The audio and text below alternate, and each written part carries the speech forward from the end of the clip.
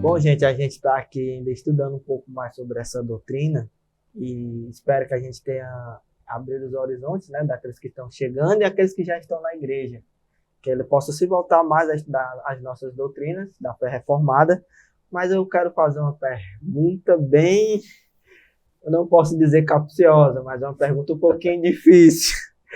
A importância dessa doutrina para a gente, cristão reformado, essa doutrina da expiação limitada.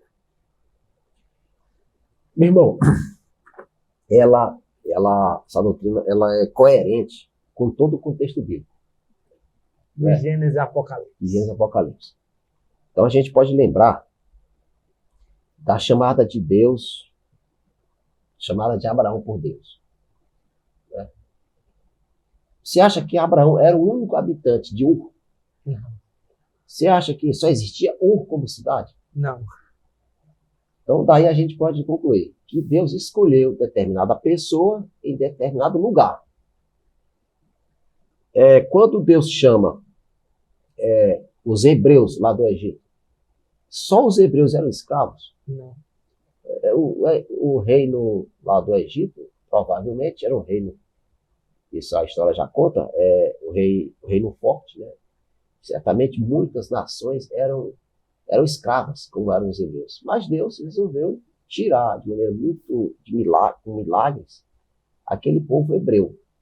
Passou o deserto e tal. Durante o deserto havia outros povos com quem o povo hebreu fez guerras, venceu, perdeu outras, mas Deus sempre estava cuidando do seu povo.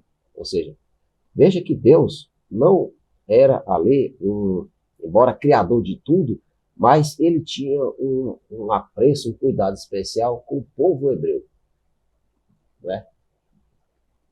Quando Jesus estava aqui na Terra, Jesus salvou ou curou todo mundo? Não. Não curou todo mundo. O Evangelho de João, inclusive, dizia, né? Tem as várias, lá no final, tem as referências aos milagres de Jesus. Jesus fez muitos milagres, mas não curou todos. Jesus não alimentou todas as multidões que estavam no entorno dele. Ele só fez isso em 2 ocasiões. Jesus estava sempre cercado por pessoas, né? Quando Jesus apareceu lá, quando fez naquele evento da Ascensão, tinha muita gente, mas a Bíblia fala em Atos que eram 500. 500 presenciaram. Jerusalém não tinha apenas 500 pessoas. Então eu quero dizer, meu irmão, que a Bíblia, quando a gente tem uma compreensão geral, ela nos induz a compreender que Deus é exclusivista. Em que sentido? É que ele não é um Deus que inclui todo mundo. Ele escolhe um povo, como escolheu Jacó, em vez de Esaú. Deus é criador de tudo, tem controle de tudo. Deus é soberano. Mas, para o plano da salvação, ele destina a alguns. Ele cuida especialmente de alguns.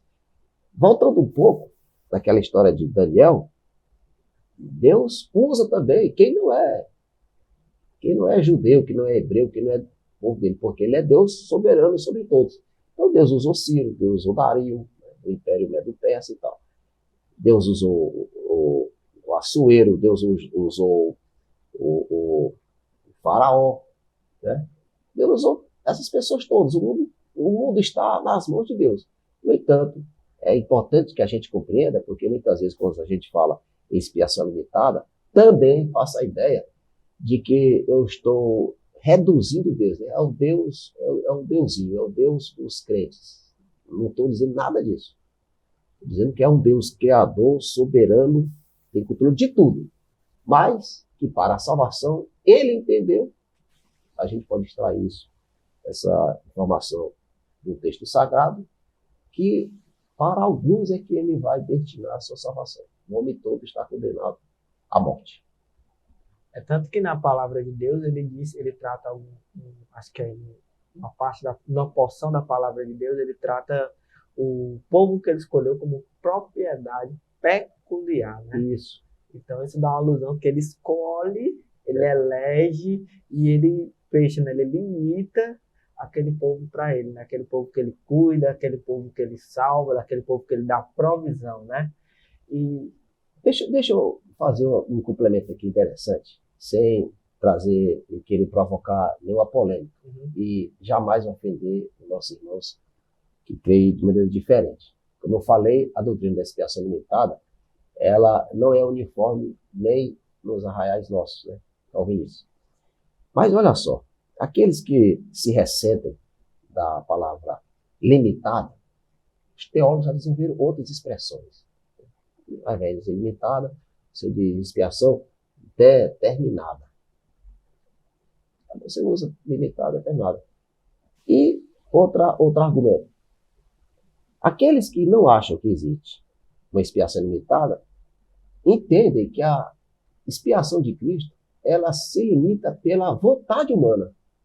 Aí isso para nós é muito caro, né? Para nós calvinistas. Porque quem é arminiano compreende que Jesus disponibilizou seu sangue à vontade.